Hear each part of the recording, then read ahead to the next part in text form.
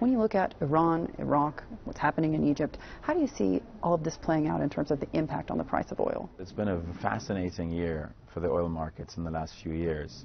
And despite some pretty sort of major structural shifts in the demand side and the supply side, oil prices have remained pretty stable in the last 3 years, hovering around $110, $112 on average for the last 3 years. The reason for that is that on the supply side, despite the fact that because of the unconventional oil and gas boom in America, which has led to 3 million barrels per day extra, let's say, being produced, the counter to that has been a loss of production and some shut-in production in some of the hardest hit countries across the Middle East and North Africa, in particular Iran, which has lost about 1 million barrels, Libya, which has lost about 1.5 million barrels at the peak of the crisis, Syria, Iraq, even Sudan. So altogether about 3 million barrels. So it's countered the effect on the increase of the supply. So that's remained fairly stable. But going forward, I think what is very likely to happen is the U.S. shale oil and unconventional and tight oil will continue to increase, projected to increase by another couple of million barrels over the next couple of years. And even if you have some of that shut-in production from the Middle East coming back online, you don't have the demand today to absorb that extra demand. So you will see, in my opinion, a downward pressure on oil prices going forward. When you talk about these new supplies coming online, we were just in Saudi Arabia, spoke to the finance minister, and I asked him, you know, are you worried about these new supplies coming online? And he said, we've already banked it in. But of course, when you talk about the Gulf countries, 90% of their budgets are made up off of oil revenues, and that obviously links to social programs, that links to jobs and employment, that links also to education. Do you get a sense that these Gulf governments have contingency plans in place? I think there's a recognition across the region that low-hanging fruit exists in energy efficiency, and that in order to free up more sort of indigenous reserves for export, that is something which needs to be done.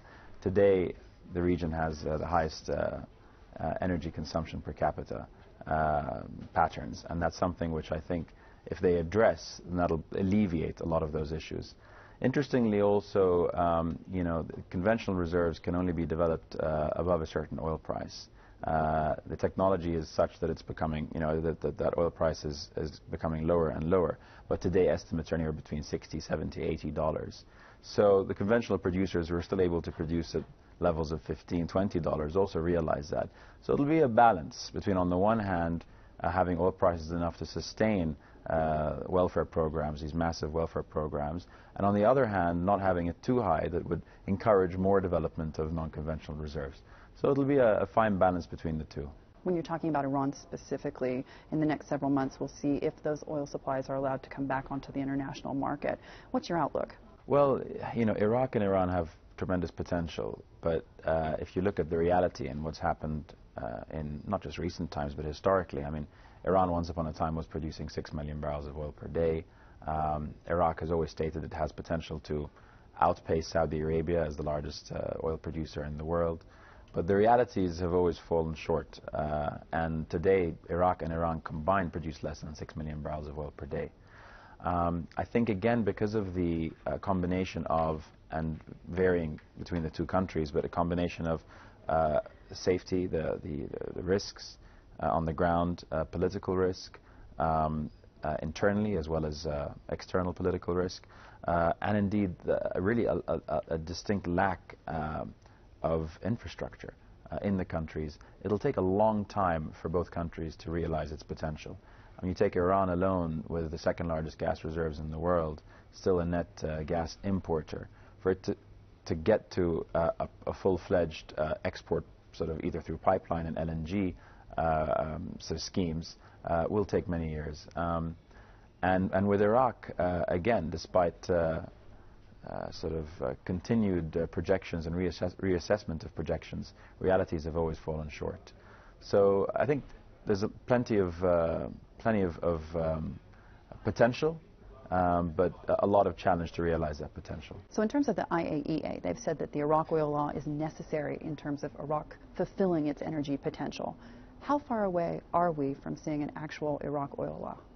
It's something which is crucial and critical. And I think that there are a number of reasons why that hasn't happened to date, including external interference that has taken place. But without a conducive and a healthy legal and commercial system or platform to sort of absorb those hundreds of billions of dollars that need to be invested in Iraq, you're not going to see that potential realized. So that's something which presents a major threat to the country going forward. And it's actually very sad and in many ways ridiculous that up until this point in time, Iraq does not have a federal oil and gas law or revenue sharing law. I do have to ask you about Kurdistan. President Barzani is here at the World Economic Forum. It's his second year here at the forum, and it's part of a broader outreach by the KRG to bring international investment into Kurdistan. Now, you're the largest private investor in the local energy sector. Do you have advantages, would you say, as a MENA firm that international investors in Kurdistan and in Iraq don't seem to get? I think there are tremendous competitive advantages being a local firm which understands the local dynamics in the country. That's always been a competitive advantage for Crescent Petroleum, which has been now active in the upstream energy sphere in the region and in the Middle East and in North Africa over the last 40 years or so. The current project in the Kurdistan region of Iraq is developing gas fields in the north, with a primary objective of getting that gas for at the time urgently required power generation.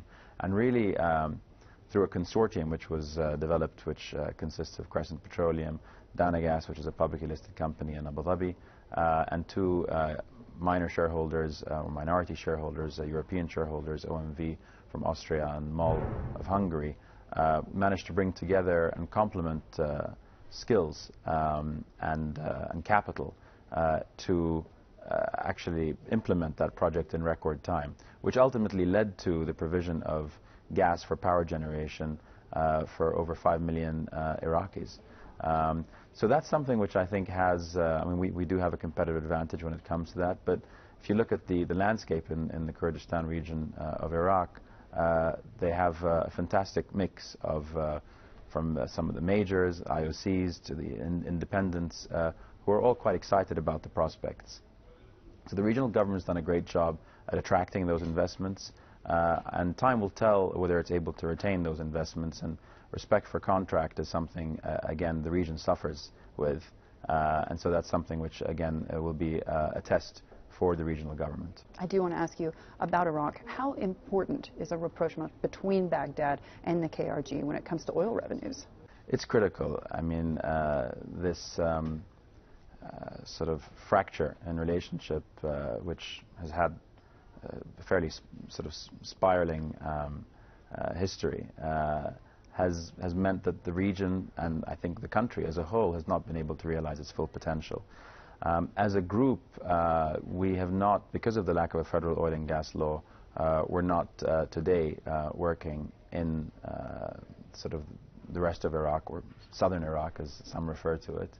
But we do have other operations, including in ports and logistics and power as EPC contractor, contracting as well through our armed Crescent enterprises. So I think there's tremendous potential, but ultimately it's one country, and regions need to work together and build off each other's strengths, as opposed to a zero-sum game. We've seen phenomenal growth in Kurdistan over the last 5 years. Would you say then that this is the new Dubai? Well, in many ways, people are already comparing Erbil and downtown Erbil to Dubai in the 70s? 20 years ago. Well, maybe even a little bit further on, potentially the 80s already, or the early 80s at least. Tremendous potential, a lot of excitement. I think there is a lot to be said for investor confidence, and that's something which, again, needs to be developed and needs to be nurtured for there to be sustained foreign direct investment in Kurdistan, and of course in the rest of Iraq. When we return, Crescent Enterprises looks to move into new markets. With the infrastructure boom expected in the U.S., there's a tremendous amount of opportunity for logistics providers, and those who are able to offer best-in-class service and high efficiencies will have a competitive advantage. We'll have more from the World Economic Forum next.